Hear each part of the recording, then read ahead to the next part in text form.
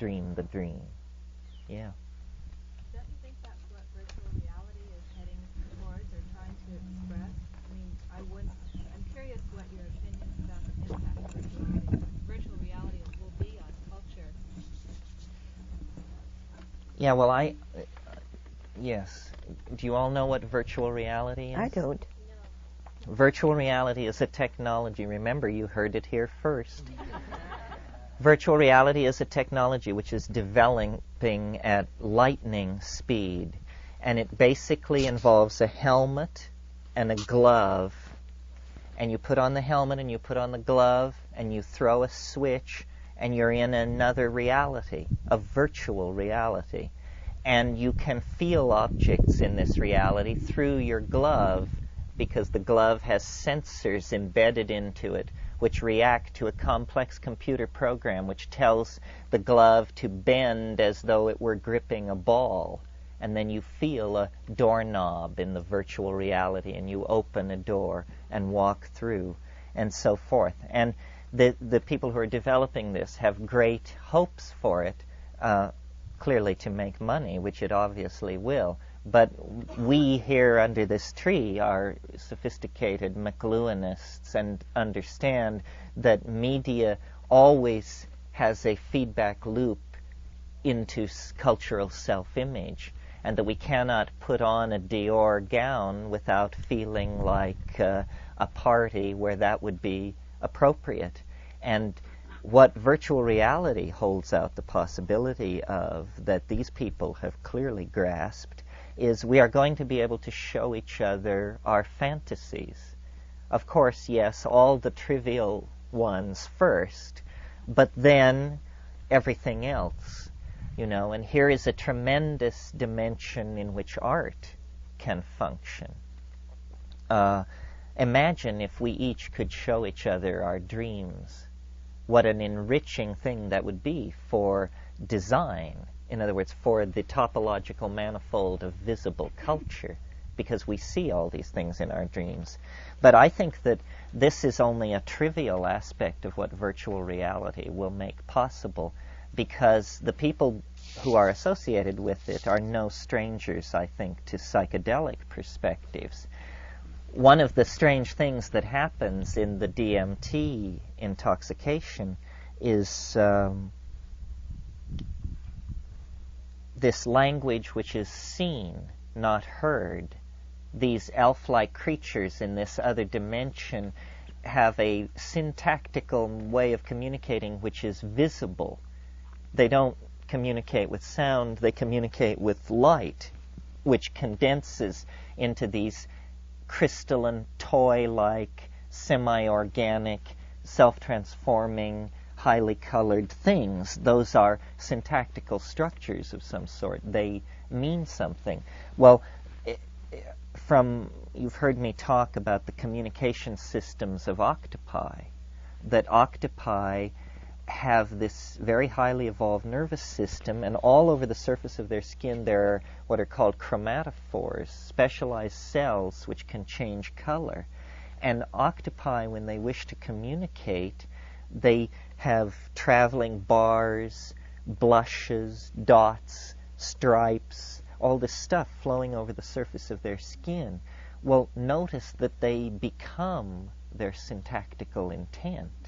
That's what's actually happening here. They are not, as we do, our method of communication is to make small mouth noises, which are transduced across space as sound, reconstructed in the brain of the hearer, and then a dictionary is consulted, and the commonest meaning chosen for the incoming sound.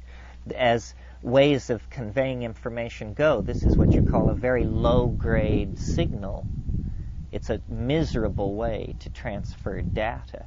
But if you could see what I mean, if I could literally cause my concrescent intention to appear before us and rotate like an object in space, we could take a step forward toward telepathy. Well, in the virtual reality, paint boxes and toolkits are being created in the software realm that will allow people. Jared Lanier, the great brain behind some of this, is interested in what he calls non-symbolic communication. Non-symbolic communication and the more perfect logos of the DMT ecstasis are the same thing. It's a moving, visible modality of intent that you see, you don't hear. So I think the virtual reality opens up the possibility that, my mother used to say, if wishes were horses, beggars would ride. I actually look forward to that day. I believe that that's within reach, Anybody else? What's Gailanic. It's a term that Riane Eisler introduced in her book, The Chalice and the Blade, and it means related to Gaia, related to the goddess. Have you all read The Chalice and the Blade? No. It does all this spade work for me. Riane and I appeared right here a year ago. She's a brilliant woman. She's born in Vienna, an archaeologist, has given her life to understanding Middle Eastern prehistory, the archaeology of it. And it is, when we talk of dominator versus partnership societies, we're using Riane Eisler's words. You see, we want to get completely away from the gender polarity of talking about a matriarchy versus a patriarchy. First of all, there is very little evidence for a true matriarchy. What seems to have happened is that there was this thing called a partnership society, which gave way to male dominance, dominator society. But in the original hunting-gathering thing, that equation was fairly well balanced. The men hunted, the women gathered. There was pressure on the women to develop language. This they did. This allowed them the notion of agriculture and pastoralism and the husbandry of cattle and a cycle of nomadism based on mushroom use, husbandry of cattle, and a mixed hunting and gathering ecology was what existed in Eden, really. And then the story I told you of the drying. If you look at the story of Genesis, it is very clearly the story of a drug bust. I mean, this woman ate of the fruit of the tree of life, and she gave it to her, and then there was this problem. And Jehovah, musing to himself, says, they must not do this, because if they do, they will become as we are. Not it's bad, or it's poisonous, or they'll make themselves sick, but they will become as we are. Well, how plain does it have to be, people? I mean, it's right there, embedded in the ur-text of Western civilization. The story of the woman's fascination with the dimension brought by the plant, and how this had to be suppressed in order that everything could be a bring down for thousands of years. But Terence, my dear, I know of two tribes still in existence which are matriarchal in Paraguay. Yes, I think it happens. It's not a hard and fast rule. But as a matter of fact, they're in terrible trouble if they still exist, because the Amish went in and took them over. The Amish. And they were so confused. The last I heard, they were in very bad shape psychologically. Yes, well, wherever these dominator philosophies have gone, and I wrap monotheism very heavily, but I also think, modern science is the bastard child of Christian theology. I mean, all that rummaging around by Thomas Aquinas and Francis Bacon entirely set the stage for modern science. I mean, here is Francis Bacon on nature. Nature must be put on the rack that we may torture from her secrets. This is Francis Bacon, the father of modern science. I mean, is this a dominator, woman-hating, misogynist vision, or what? And this was done, and the secrets were tortured. And now we hold, the power to light the fire of stars on the cities of our enemies. But to what end? Here, this gentleman. You mentioned traders before that get into this alternative state. I always saw that as kind of pirates. Pirates. Pirates, little pirates. That's absolutely right on. And they're very much a competition for ideas. But they never let you kind of keep them. You just kind of get a taste of what this thing could be like. Well, see, the goal of my life was to escape from the fairy mountain with fairy gold, and I think I did it. I mean, I may be deluded by the time spent in Fairy Mountain, but this time wave thing that I am so concerned to communicate is like a piece of the fairy action. And as to what they took from me for that, I don't know, probably the I Ching. Probably they looked into my head and said, crude, but the workmanship is interesting, a fascinating primitive piece, and made the switcheroo. So did you feel at all that you were part of their play? Oh, definitely. I thought that definitely too. Okay, which leads me to my next question. You mentioned the plant. You alluded to the plant bringing us to consciousness. And the big question for me is why? I mean, why would the plant lead us to consciousness? Why would it? Yeah. Why would the plant call us into consciousness? Well, it's, or maybe you don't know, but in the introduction to the book that Dennis and I wrote on how to grow mushrooms, the mushroom makes a little speech there. It says, "I am old, 50 times older than thought in your species. I come from the stars, yet I've been on Earth for ages," so forth and so on. And there it says, "What you have that I want is hands. You have hands. You can move matter. I am like a cobweb spread through the soil. I am so diaphanous. I touch the earth so lightly." And then why? What are these hands for? Well, then you touch on this peculiar theme in the mushroom, which is its apocalyptic tendencies, its millenarian tendencies. It sees the solar life as circumscribed. It thinks in terms of a galactic radiation of its genes through space and time. It doesn't want to be trapped on one mud ball when the star that it's orbiting goes up. This question of the dynamics of the sun is very interesting. I don't know why, the alien thing that it is, why it would call us forth into organization. There are some things that are that we can't comprehend. I mean, when you confront the other and you begin to dialogue with it about these things, and it begins to lift the veil on these vistas, it becomes unbearable. Ultimately symbiotic. Ultimately symbiotic, and ultimately somehow for purposes of departure.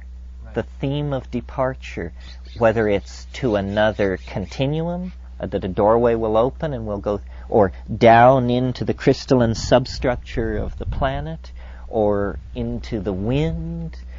But the theme is that we are finished here. It's interesting that these plants have these messages, because I don't get this from ayahuasca. To me, ayahuasca is maternal and the river, and I often see flow, sediment, the rivers, the sediment, the overturning of minerals, life and death, but not this "let us go where no one has ever gone before. On your feet, mankind, the great adventure," and it begins to, march out into this inflated but perhaps true vision of a destiny for us, that we have a destiny, that there is more for us than saving this planet. That must be done. But maybe it's a test, save your planet, and then we'll talk to you.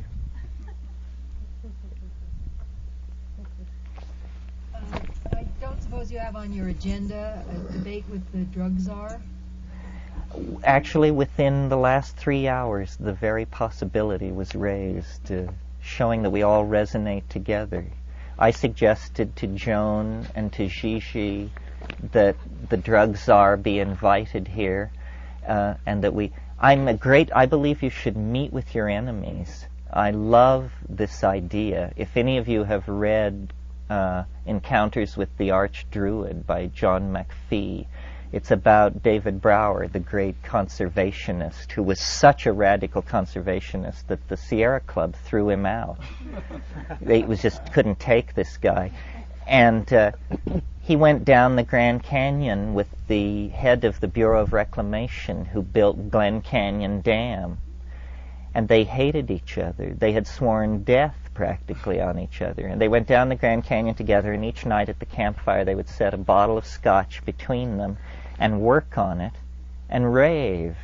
And it's fascinating. It's wonderful. I would love to talk to these people because, you see, I'm as concerned as anyone else about the fact that we're drugging ourselves to death because we can't find what we're looking for. We are dysfunctional. And like an alcoholic or a junkie, we take drugs to forget. We do everything to forget because had we been in balance over the last few centuries, we never would have gotten into this mess. We're the generation who's having to pay the bills, but these bad habits have been in place for centuries. And the answer to the drug problem lies in psychedelic, self-directed psychedelic therapy is the only way I can say it. I mean, if you ask, what can you do? Straighten yourself out is one answer. And how to do it, that's how to do it. Yes. Didn't you have a question? No, sorry. Yes. Could you comment on partnership and friendship in shamanic healing? I asked Nicole and she said you know best. Partnership and friendship. As themes of shamanic healing. Well, shamans are fairly irascible people, I've noticed. Mircea Eliade talks about this in his great study of shamanism, and I think the phrase he finally settles on is essential but peripheral. In other words, the shaman lives in a little house at the edge of the village or a short distance from the village into the forest, and as the keeper of the doorway to these fairly terrifying dimensions that involve life and death, he's a fairly remote character. The friends of shamans are usually shaman themselves. The apprentice relationship is a whole other issue, and in my estimation has been very perverted in the Eastern way of doing things. What I found in the Amazon was that these people were very willing to share most of the secrets that I wanted to know. You had to know a lot to ask the wrong question. Eventually we got to the wrong questions, and they were bewildering. I mean, like, I was very interested, of course, in intensifying this encounter with the DMT thing. And so I kept asking my shaman teacher about these plants that he was reluctant to talk about that I knew were stronger. And finally he said, it's comida de perro, it's food for dogs. And I didn't know, since my Spanish is so terrible, whether this was an idiom or literal. And he said, it's mal y bizarro. strange and evil, and not for Christians. And what he was talking about was simply a more intensified state than what he was working with and curing with in the ayahuasca sessions. So, it's a gradient. It's a thing. I saw a shaman once who had been practicing shamanism for 25 years in the Amazon have an ayahuasca trip where he said after it was over with he'd never do it again. That was it. So, pride goeth before a fall. On the other hand, it's very kind and forgiving and user-friendly to beginners. It's a relationship. It's not a thing. It's a somebody. And if you approach it as a somebody rather than a thing, you will have a much richer time for it, I think. Yes. Like the Shamanism word, visualization and cellular change for cancer cures, I wonder, do you feel that people can reach this dramatic knowingness that you explained today any other way than via the plant? Well, this question always comes up, and I'm famous for my answer, so I might as well give it again. No. Well, see, everybody always says, but surely yoga and the Sufis and this. Well, who knows? I haven't had time to check all this out. I did check out yoga. I feel fairly confident in saying that 95% of yoga is absolute hokum. The other 5% is pure gold. But sorting it out among these babas and, keeping your guts intact is just, really a daunting task. However, there is a concept in Hindu thought that I'm interested in. It's the concept of Tantra, usually associated with sexual yoga, but for my purposes, I'm simply interested in the meaning of Tantra. It means shortcut way.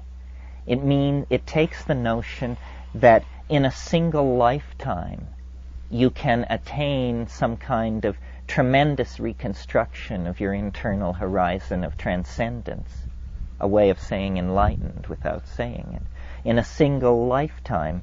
And I'm not enough convinced of any of these theories of reincarnation and so forth to be willing to just write off this lifetime if I make a botch of it.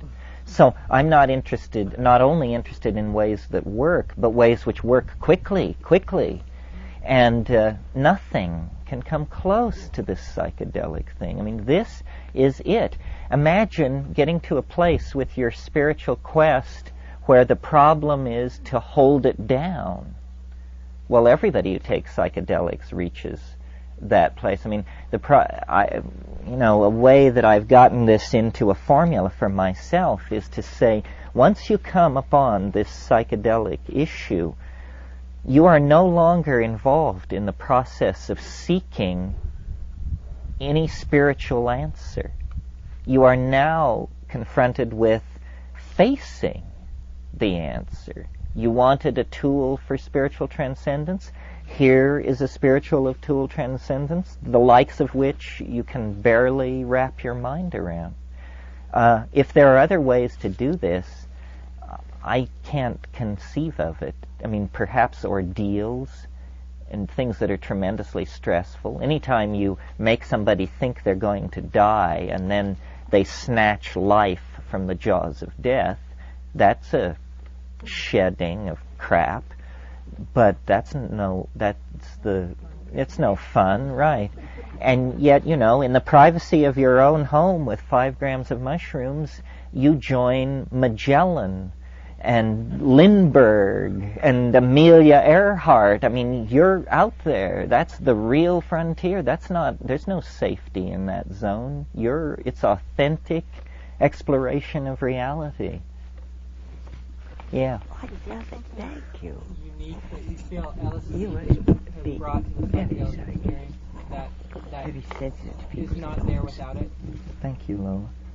Well, what LSD brought to the psychedelic experience was millions upon millions of experiences. No other psychedelic has ever been produced in such volume. So surely even in today's world, 90% of the people who've had a psychedelic experience, it must have been LSD. As far as its superiority or... in terms of a teaching from a different perspective, like a piece of the lesson that may not be there with the plants. Is there something that you found with that? Nobody's ever asked me this question. A unique contribution of LSD. I don't know.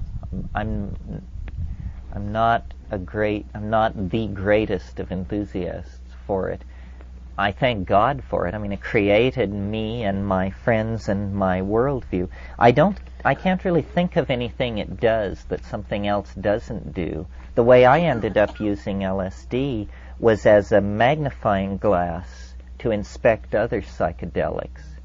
100 gamma of LSD and 60 milligrams of mescaline, or 100 gamma of LSD and smoking DMT. 100 gamma by itself is not much, but it seemed to work as a kind of source of energy to inflate these other states. The original so-called psychedelic experience that the people were working with at Harvard in the famous experiments there was this combo of mescaline and LSD that gave them the best results. And that is highly visionary. I mean, that is just a kaleidoscope of three-dimensional vision. Tim Leary said a wonderful thing about LSD. Actually, I asked him if he'd said it. He couldn't remember ever saying it, but it certainly described my experience with LSD. He said, LSD is a psychoactive drug which occasionally causes psychotic behavior in people who haven't taken it. And I witnessed psychotic behavior all around me in people who hadn't taken it.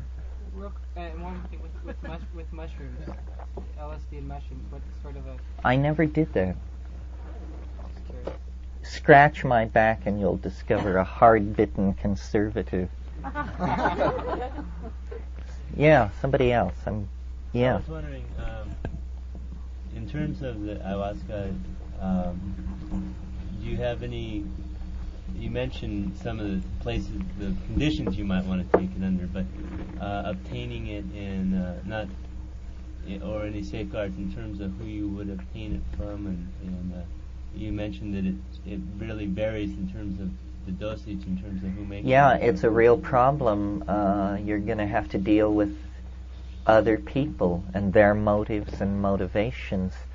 The problem always with ayahuasca is to get it good. And you never know, till you're out there, whether it's going to be good or not. So all I can say to you is, hone all the social skills you need anyway to get ahead in life, and it will aid you in discerning shit from shinola in the realm of ayahuasca as well. By good, you mean intense? Good ayahuasca? Yes, strong visions. You want it to be strong. If it isn't visionary, I would be skeptical of everything being said around it and about it, because that's what it must be. That's the quintessence. Yeah. In the Amazonian society, the shamans are one, they're a minority within the culture, and there's one in each group. How do you see that role in the context of, if there's a new society where hallucinogens are more widely available and used, how do you see that role being in our culture and changing? Well, the obvious institution which is in place to do something with this is psychotherapy in some form. But I don't know. Psychotherapy is so wrong-headed whether it can be reclaimed or not. I spend a lot of time talking to psychotherapists because they're frontline workers in the realm of the mind. A professional class has to be created of people who do it and who then provide guidance to other people. And people should self-select for this in the same way that some people want to be bartenders and some people Air Force generals. It's a calling.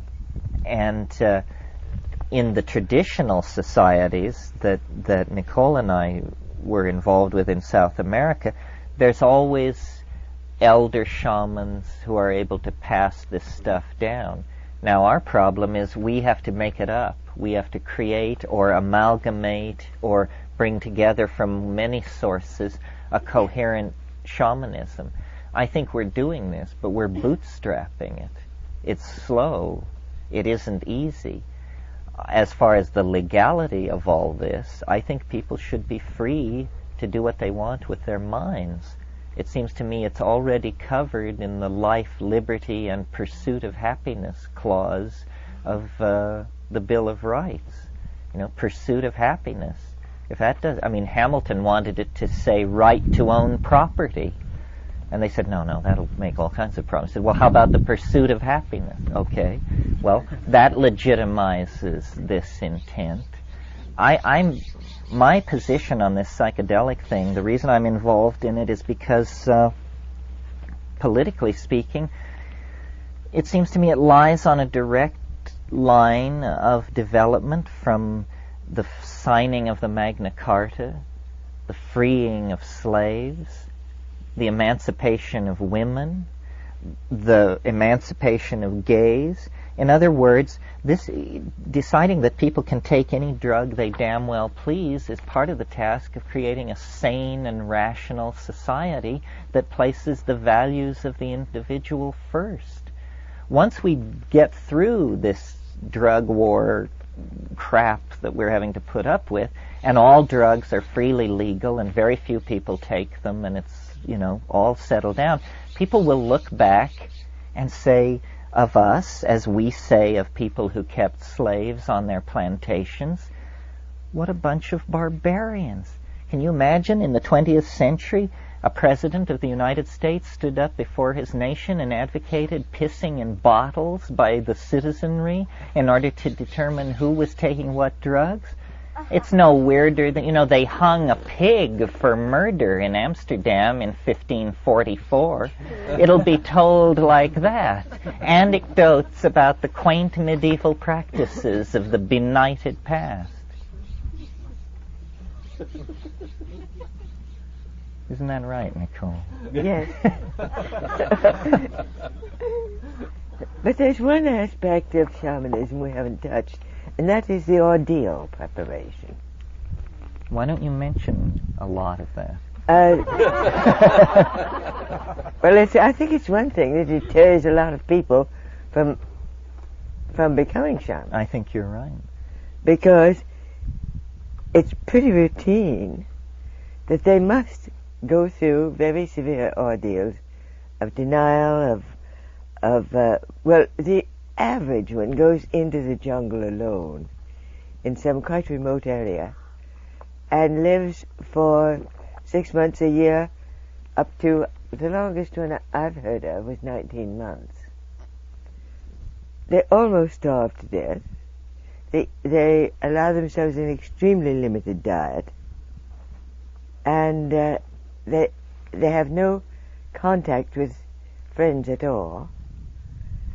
In most cases, some will have certain foods brought to them that they are allowed to eat. Yucca, which is the staple starchy food like potatoes, and others really just go out there and stay there, and that's it.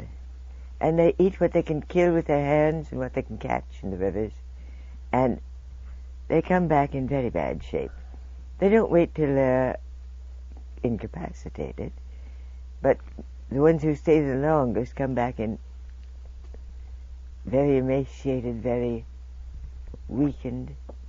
But they have learned, and they feel much in some senses, they seem to be much stronger than anyone else. And they speak of it, many of them have had the experience of, they start at the foot of a tree, a lupuna usually, and they are lifted up as time goes on. And then when they get to reach a certain level is when the plants begin to tell them how they come to them. The mother of the plant will come, that's the spirit of the plant, and give them instruction on their use. Have you found that true of most of the shamans you've known? Yes, I think so. And you know, in Madagascar, they have ordeal poisons. They're not psychoactive, but they make you think you're going to die, but then you don't. But it's specifically so awful that it's used as an initiation. Well, they do this, and all the shamans I've known have gone through this. The diet, it's the called. diet. Well, the diet, but it's also the solitude. Mm-hmm. Have you talked to Eduardo Luna about this? Because he feels that the great secret of ayahuasca that remains to be discovered is what it's like if you keep these specialized diets and load your system with serotonin via plantains. There is they live practically on plantains. Yes, and there is a specialized diet, and often shamanic power is judged by how long a man claims to have kept this diet. Now, this is an area none of us have explored. Rare enough here is the person who... Well, Eduardo went into it in a small way. He did it for about 10 days or so, but I saw... You see, I haven't had a chance to talk to him much. I saw him only very briefly when I was in Peru in January. So here's a frontier for self-experiment. What is it That's like to certainly keep accessible. these high start? Well, the diet is plantains, which are these cookable bananas, and a very little bit of fish and yucca, and that's basically it. No greens, no sugar, no alcohol, an extremely minimal diet. I mean, almost as spare as a Tibetan No fruit. diet. No fruit. No anything, except those things. And a lot of ayahuasca in isolation. I mean, daily dosing. Yes. And living in a little hut, being served by a child who's the only If they are person served you at all, see. some of them don't even have that contact. Uh-huh. But they do consider the plant the mother. They speak, no, it's not just that. They speak of the spirit of the plant, which, because there's a very strong animist belief, which you can find pretty easy to share when you get in there. And they call it the mother of the plant. I don't know why, but la madre de la planta dice. The mother of the plant will tell you. Well, it so much interests me is that in Western culture, you know, the idea that a young man has to, in the mythology, has to go out and leave his mother in order to, and leave all the feminine in order to become strong and be a man. Well, they do that in the initiation periods in a number of tribes in South America, I think. But it's a brief period. Well, this experience of dissolution is experience of dissolution into the maternal matrix. I'm sure it's felt like that. It's a dying and a being reborn, and surely these early people and people on that level of culture today must have experienced it that way, as a death and a rebirth. Can. How is the yucca and the plantains prepared? Boiled. Isn't that a disappointing Occasionally answer? roasted, sometimes roasted too. Sometimes roasted, never fried. They're really... Oh, they never fry anything anyway because they haven't any fat. Jungle... One reason that India is seldom... One of the reasons, I think, is... Have you ever seen a really fat Indian? I haven't. And first, they probably haven't got the genes for it. But also their food is practically fat-free because jungle animals are running. It's lean meat. The fish they have, there are very few fat fishes. And they have no source for fats. They don't use the palm fats, except when they eat certain palm fruits. And so they don't fry anything. Yes, people have the wrong idea about the jungle in the sense that people think, well, it's so much vegetation, there must be a lot of food. But you see... You can starve. You can starve. People have. The evolution has been so tight for so long that no excess protein is being produced. And if it is produced, a bird, a monkey, an ant is gobbling it up long before you get near it. And then you gobble up the bird, monkey, or ant. That's right. Especially those ants with the big behinds. Yes. Were you ever among Muinani? They stick straws down into the anthills, and all the ants latch on, and these Muinani children would pull these things out of the anthills and put the ants in bowls of water and smash it up with a... No, I haven't seen that. Yeah, it was delicious. I've seen them, but the worst thing I had was having to eat live termites. Live termites. Yes, they're a great delicacy because it's orange tree termites, and when they come out of the tree on their nuptial flight, they live only in orange trees. The kids catch them with a gourd full of water, and as they crawl out, they brush them into the water, and of course they're stuck there. And so it's a great treat to them. So when they offered me some, I naturally felt I had to accept. And I picked one up, and the wings came off. And that rather upset me, because I'd have a good time is not pulling wings off flies. And I learned later they just come off then anyway, because pretty soon they're going to stop flying. And the kid said, well, the wings don't taste good anyway. Go ahead, eat it. So I did. But though the taste wasn't too bad, they were rather like weak orangeade. Okay. But it was the most... I can drink Masato in quantity, love it. Don't you? I learned to like it. Masato is this foaming yucca beer that after you've walked miles through the jungle and you arrive at some place, the first thing they'll feel, they meet you with a foaming gourd of this stuff, and it's chewed by the elderly women in the village. It's cooked yucca chewed. And they spit it.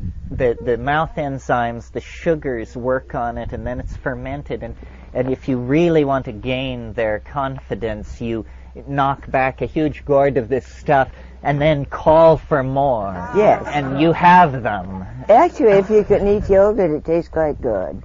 And you just have to hold to the thought. I used to repeat as some people repeat their beads in Catholics. The fermentation process destroys all pathogenic bacteria. The fermentation process destroys all See, over and over and over.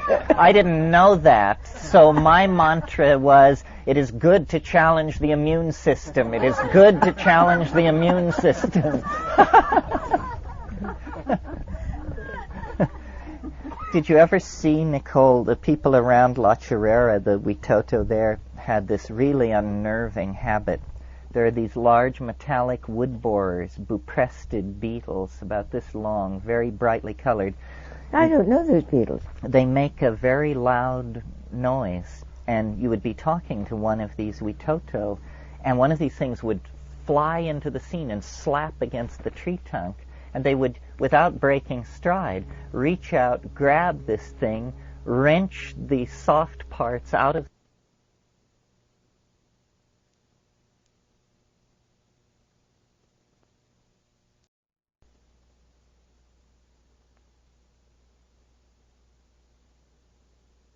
Did you go to that village called Jarocamena? No, I was there.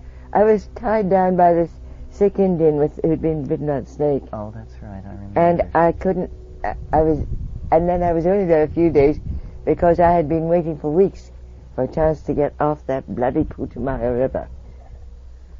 And when I found I couldn't get to the wild Witotos I wanted to get to from there, then I just wanted to get out.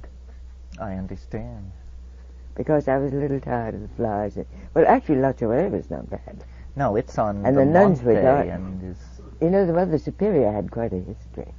She was famous in Ecuador. She had, well, there's a tribe, I can't think of the name. There was a tribe, a quite powerful tribe, right on the highway to Ambato. They had a big village, and they wanted to put the highway through, and the Ecuadorian government had to treat with the Minister of Public Affairs and Construction of the tribe before he could put the highway through. And those Indians, the Ecuadorian government has been very decent to its Indians. And they were allowed to live there in their own way. They didn't let white people in very much. Very rarely let them in. And but they were very orderly. They did good weaving. They were sort of like the Otavalos in their characters. And they brought in their produce. They were good farmers. They were a good community, orderly and decent, and they were left alone. They did not welcome visits. Well, 3 nuns and a bishop the church decided to Christianize them. So they went in. And at first they were treated with great reserve. They went in to stay 3 months only. Oh, so Salasakas. Was Trying to the think of tribe. the tribe.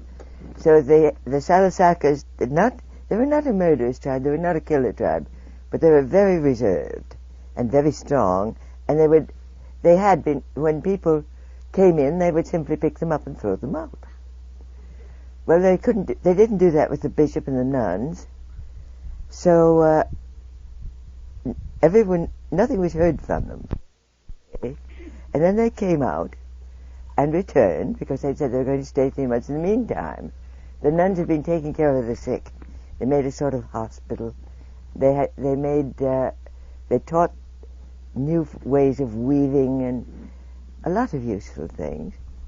And so they went back to Quito and stayed there, the capital.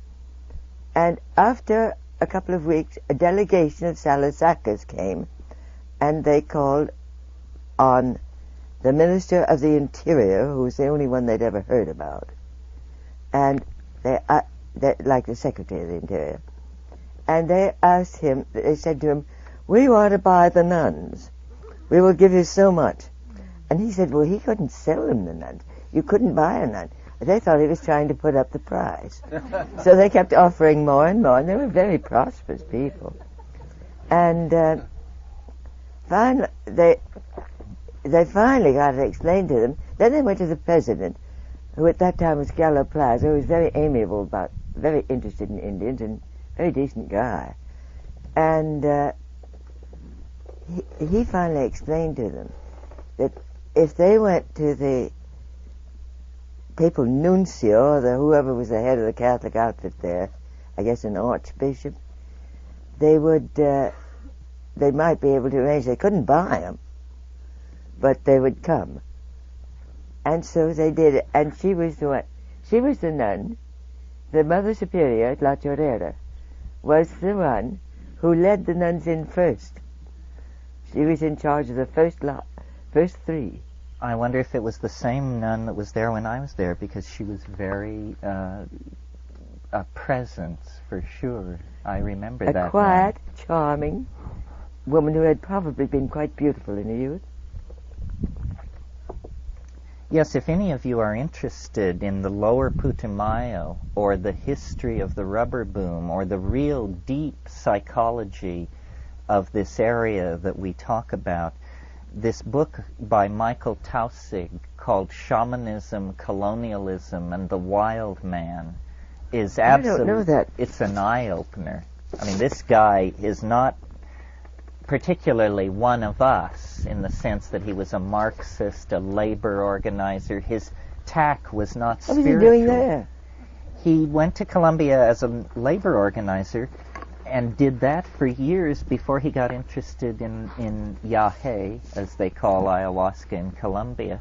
And he went to the lower Putumayo, to the valley of the Sibundoy, and reports on the history of it in horrific terms, and La Chorrera figures in all of that. It's dreadful. And also talks about his own experiences with contemporary shamans, many of whom, I'm sure Nicole knew them, I certainly knew them. Did you know that guy, Don Apollinaire, who lived near Florencia, that was Eduardo's friend? Yeah, I met him. And but Don- I met him, I think he was in Leticia briefly. And Don Francisco, who was his friend.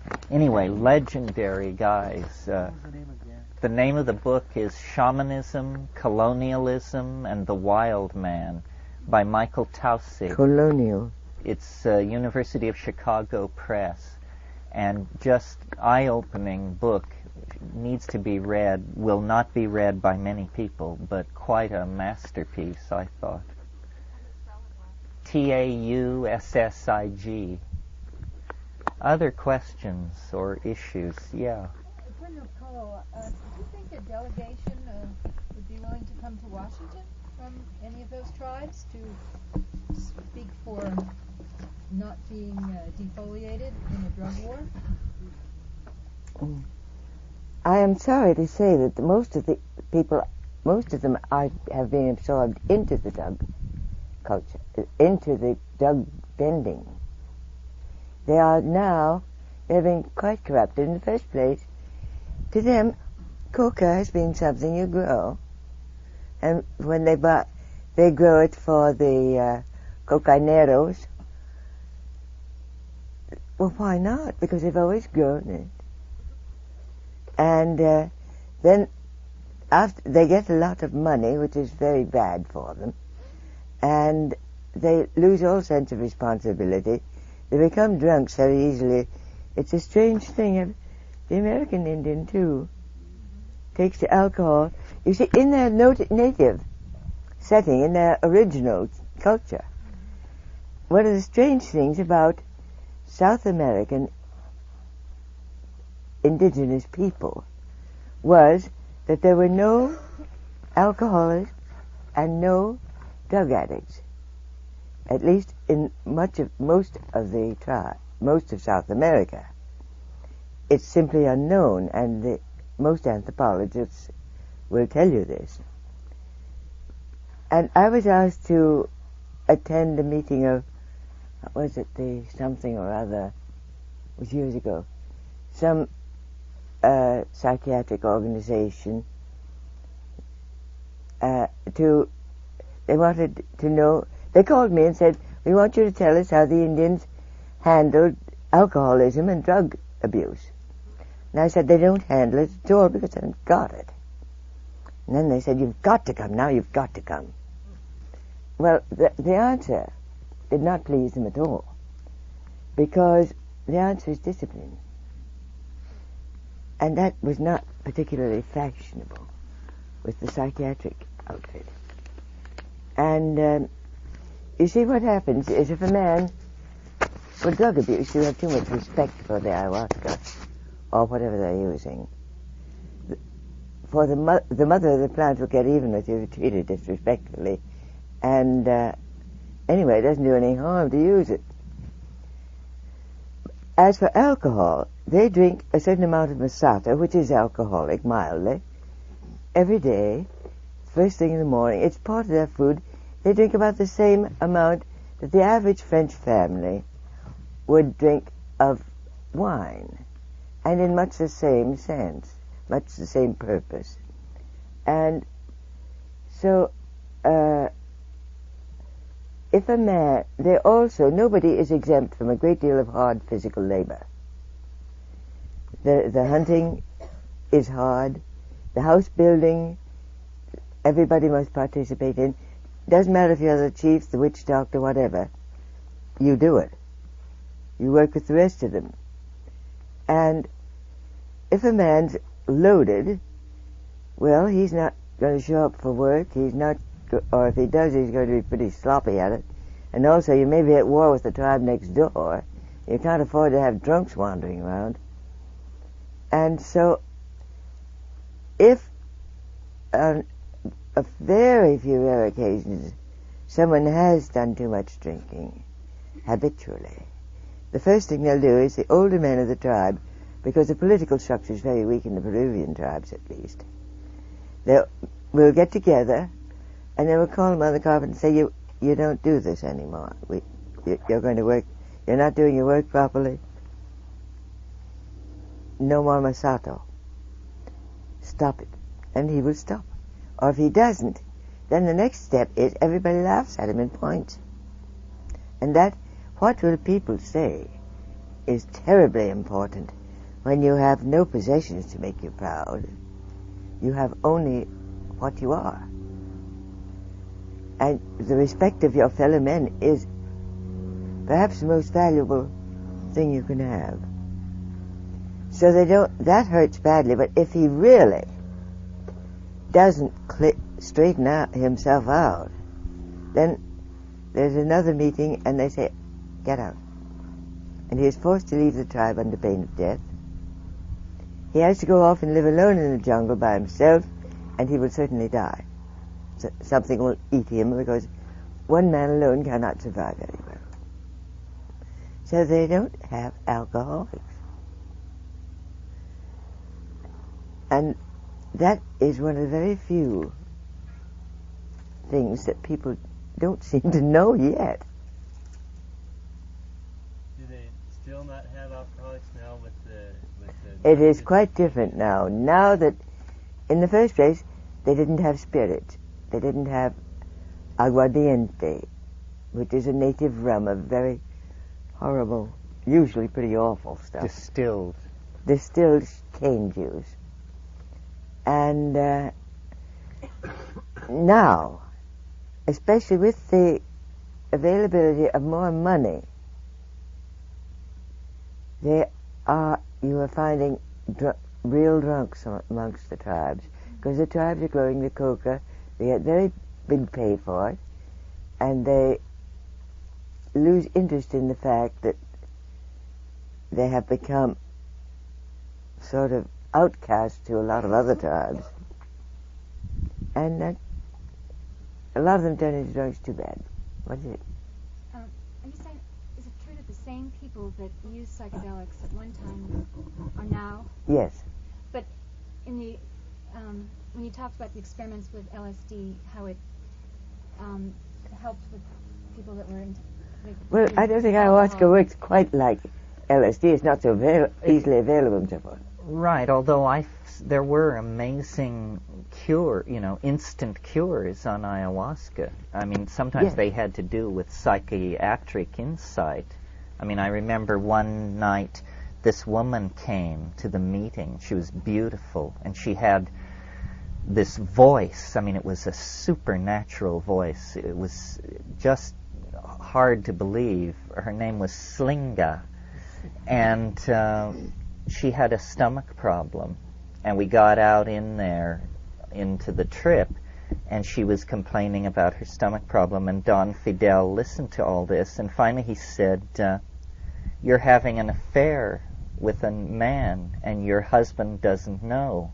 And this is the cause of your stomach problem. And she broke down into tears and said, yes, it was so, and so forth and so on. So he was able somehow to discern, where she was coming from. It isn't always like that, but sometimes it is. So, if you've taken a psychedelic, it doesn't prepare you. I mean, you don't see what the evil elements are of something that's not related. Well, I mean, when alcohol gets into the culture. Well, in the case of these experiments with alcoholics, they were already diagnosed severe alcoholics and had voluntarily entered this experimental treatment program. So they had to that degree already made the commitment to sobriety. They were in a treatment program. I don't think it would work for everyone, but I think, in the hands of a skilled psychotherapist, you can make amazing strides against habitual behavior of every sort. Yes, and the ayahuasca thing is a totally different part of the culture, really. The drunks, well, I don't think they go in for it much. No, and the surest sign you have a bad ayahuasquero on your hand is if you have a drunk on your hands. Yes. I mean, a drunk, you shouldn't even bother. There doesn't seem to be any overlap. Yeah. Could you comment on the Datura plant and its role in shaping the metaphysics of Hinduism? Oh, of Hinduism. Well, I'm not really qualified to talk to that. I mean, Datura is used by sadhus to this day. In Benares, you will see in the gutter the broken open pods. And when years ago, I lived in Bodhanath before there was pavement to it in the Nepal Valley. And on full moon nights, the people would lock all the doors on the lower floors of the houses, and these sadhus would come into town naked with their Shiva tridents in the middle of the night and attempt to break into the stores and stuff, intoxicated on Datura. It's very difficult to keep control of that. It's a kind of, I don't consider it a psychedelic. The best description is deliriant. It's a kind of delirious frenzy where your awareness of what's going on seems to extend no more than about 5 seconds into the past. And you don't know where you are or how you got there, but you're going full tilt. No, I've had a lot of, my focus is fairly narrow. I've tried a lot of things, but many of them only a couple of times because they weren't doing what I wanted them to do. Datura is dangerous. Datura is dangerous. Very dangerous. In that image of the dancing Shiva, the Shiva Nataraj, it's the Datura plant that's up there in the crown of his head. Is it? I know the Shiva Nataraj very well. Yeah, that's one of the things up there in this crown. The Datura magics that seem to me to work the best are not when you go for a full-on crazed intoxication by eating the root or eating the seeds or something, but how about if you just take a flower and wad it up and squeeze one drop out of it onto the middle of your forehead before sleeping at night? Or put a flower, a friend of mine claimed that the way you take Datura is you plant it by your bedroom window, and then you leave your bedroom window open at night. I've also been told that if you put it under your pillow, you will sleep beautifully. It isn't true. I tried it. Well, let's see. We're down here after 5 o'clock. Why don't we take one more question if there is one, and then, Alan, did you have something? You changed your mind? Anybody? Yeah. Tolerance built up? Build a tolerance to this effect? Of ayahuasca? Well, you take it so rarely that I don't think you build a tolerance, no. I mean, taking it once a week is taking it a lot. I mean, it's... I see even the shamans tell them take it more than maybe twice a week. The one I knew who took it the most took it twice a week. I don't think you build tolerance. You see, maybe this is a good point to end on. Another really interesting thing about ayahuasca that distinguishes it from all other psychedelics is that the two things which it runs on, beta-carbolines as MAO inhibitors and DMT to fuel the visions, are both human metabolites on the natch.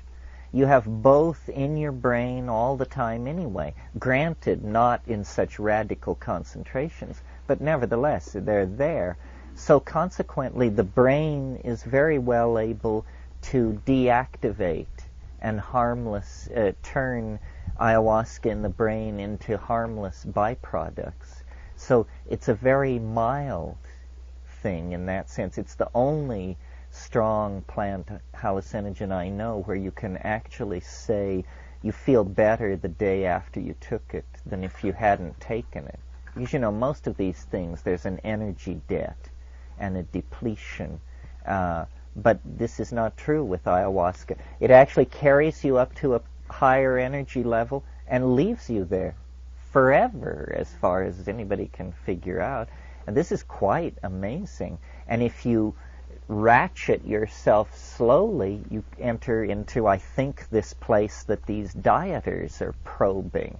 This place where, you know, self is perceived as world, world is perceived as self, all action is appropriate, everything just unfolds with this kind of magnetic intensity. So I like to think of ayahuasca as merely a shift in the natural chemistry of the brain rather than an actual encounter with an exogenous alkaloid. Okay, well, thank you very much. Your attention to these details is very gratifying. This is not easy stuff. We'll be back this evening, hopefully, with something a little lighter. Thank you. And thank you, Nicole. You're good. I thank the indulgence of the audience. The audience is intelligent. Morning, try to move this along and maybe get a kind of consensus. There's no closure, but maybe consensus. And then we'll talk together and answer questions. We're sort of over the hump here this morning. The general layout of the thing is now clear. The idea is that you should now begin to self-direct it so you get input on whatever issues are outstanding for you in all of this. I thought this morning I would just talk a little bit about my view of time and the planetary crisis, the historical crisis, and relate all this back to the ecological crisis. Someone in fact this morning asked me about what did I think about the large number of occult prophecies about the approach of some great phase transition in the life of humanity. Either we are about to experience the glory or be contacted by benevolent extraterrestrials, or the coming of the Buddha Maitreya is hailed as just around the corner. Well, rationalism just rejects all this stuff as the fantasy of a paranoid streak in the collective imagination. But it's interesting how many psychedelic travelers return with maps that suggest that there is some immense perturbation ahead of us in time. And since my whole shtick is about stressing the primacy of experience, the primacy of intuition, I think we have to at least take seriously as phenomenologists this testimony, this persistent intuition of an approaching transform. On one level, it doesn't appear irrational at all, because we can look around us in the world and see the acceleration of all kinds of tendencies, the rising density of population, the rising strain on the availability of minerals and petrochemical fuels and this sort of thing, the increasing density of electromagnetic radiation from human-generated sources, the increasing density of mutagens in the environment, the increasing availability of information of all sorts on all topics, the factor that I indicated yesterday as being behind the psychedelic revolution. Well, what are we to make of this process of intensification, coalescence, concrescence, knitting together that seems to characterize both the natural and the human world? It obviously cannot be propagated infinitely into the future before all these factors become asymptotic and can't be imaged anymore. I mean, at the rate at which we are releasing energy and accelerating availability of information, these things will become infinite sometime after the turn of the century. Well, what does that mean, and why does the intuition of it so haunt the fantasy of Western religion and the psychedelic experience? And to answer this question, I have sort of had to, I don't know whether I underwent a conversion away from rationalism or a reconversion back to scholasticism. But, keep your eyes open on this one, because I may be leading you down the primrose path. Nevertheless, it seems to me what we need is a 12-gauge shotgun.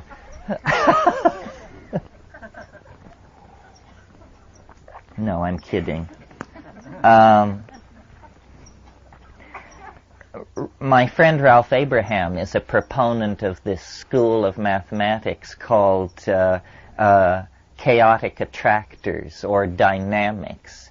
And this is the notion that many processes are not pushed from behind by the momentum of casuistry, as in the ordinary Newtonian model of process, but that there are what he calls attractors, or basins of attraction.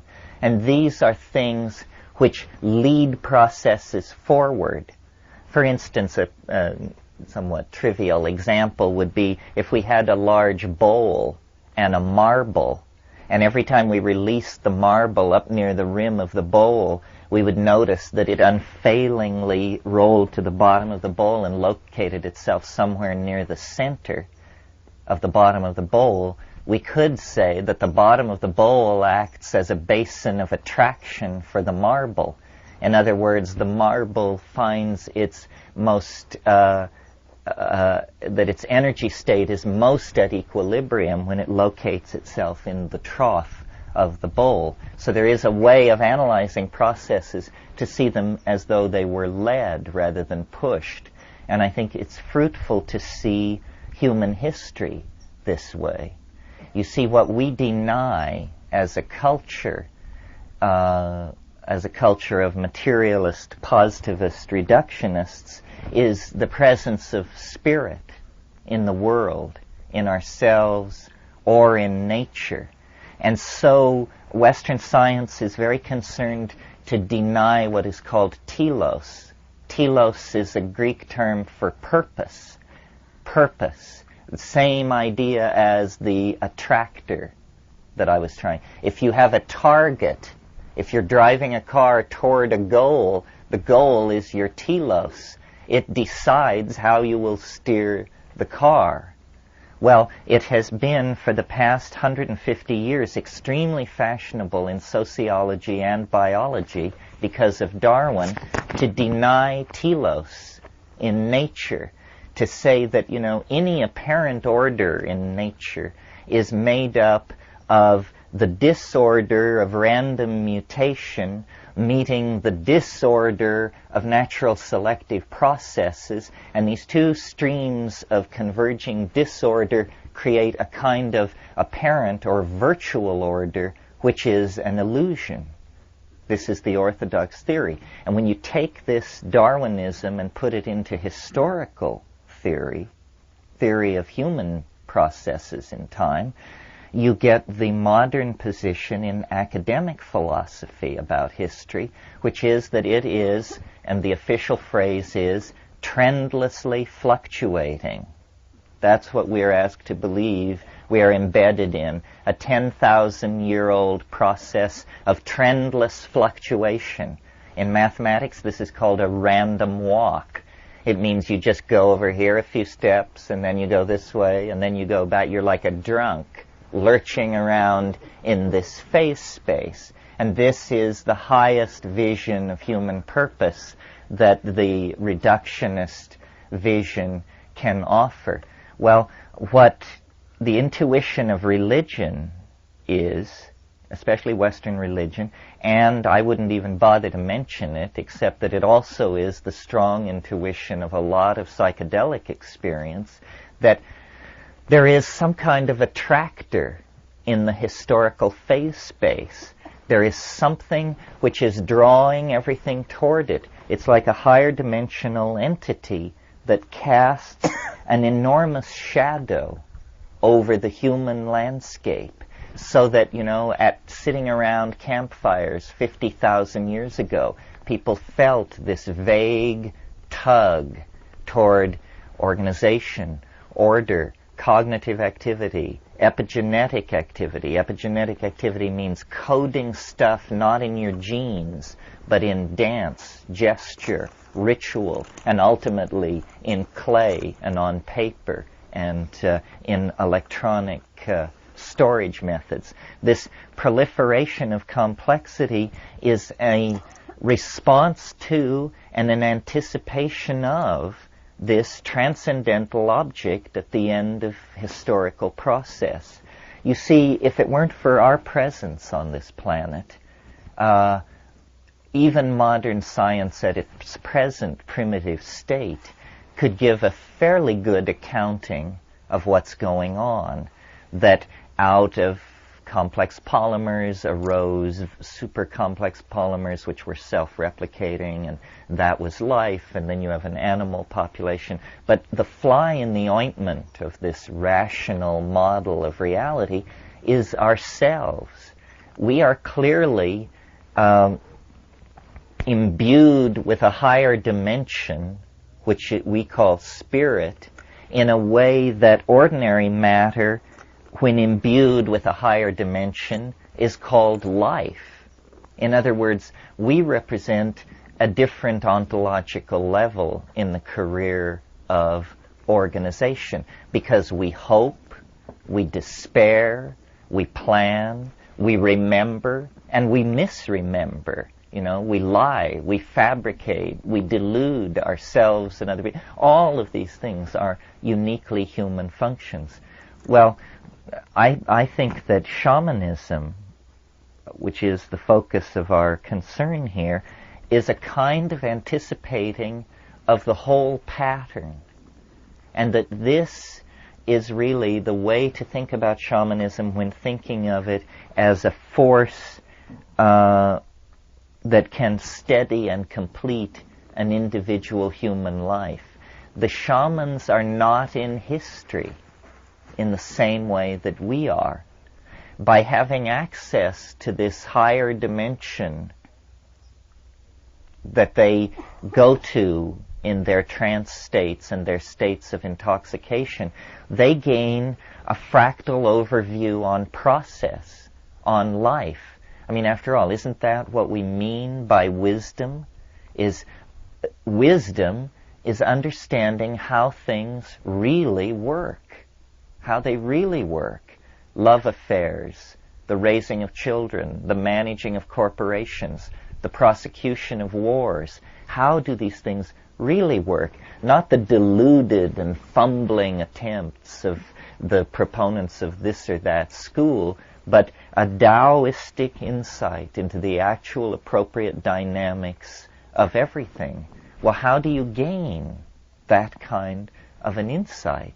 The answer is you must have a superior model. You must have a superior model. Now, if you believe, that the world is composed of 3 levels and they are held up on the back of a woman who sits on a giant tortoise who floats in space, this is a model of the universe. It can take you a certain distance. But what model of the universe can actually offer reassurance in all kinds of situations. Well, strangely enough, I think that these models come from the frontiers of mathematics, that it is not mere coincidence that the storms of visionary hallucination that the shaman encounters are very much like the storms of form and color that are spewed out of a Cray 3 supercomputer when it conducts 1,000 iterations per second inside the Julius set or the Mandelbrot set or one of these other compound complex mathematical objects that we are beginning to see.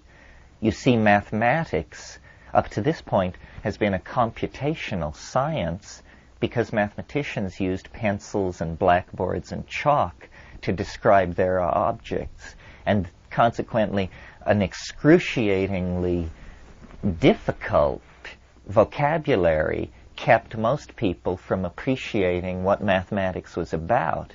Now, the computer is to modern mathematics like the telescope was to 16th century astronomy.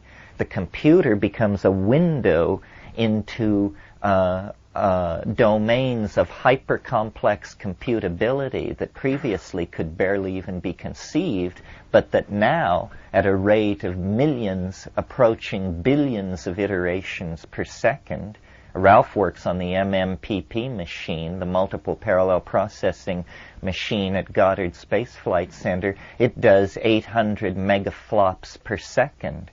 800 million floating point decimal calculations per second.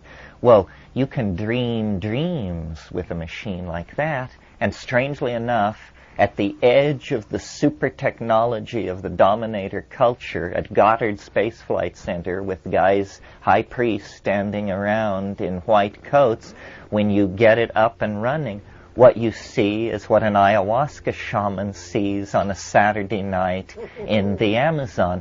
You see that you are navigating through a complex, higher dimensional phase space where, by varying the inputs of amplitude and frequency, in one case using an electronic box, in the other case using the human voice, you sing your way through a mathematical domain which is a higher resonance of reality. And you learn how the world really works, how things happen. Well, how the hell do they happen? Well, on the simplest level, they happen like this. They have a beginning, they have a middle, and then they die away as an oscillation, a damped oscillation. Now, this simple truth to which we all nod assent is, in fact, the hardest thing, the hardest swallow there is for the dominator ego and the dominator personality. Because what this simple truth says, things come into being, they achieve their inflorescence and they fade away, is, as Heraclitus put it, pantit rea, all flows. Nothing lasts. Nothing is saved.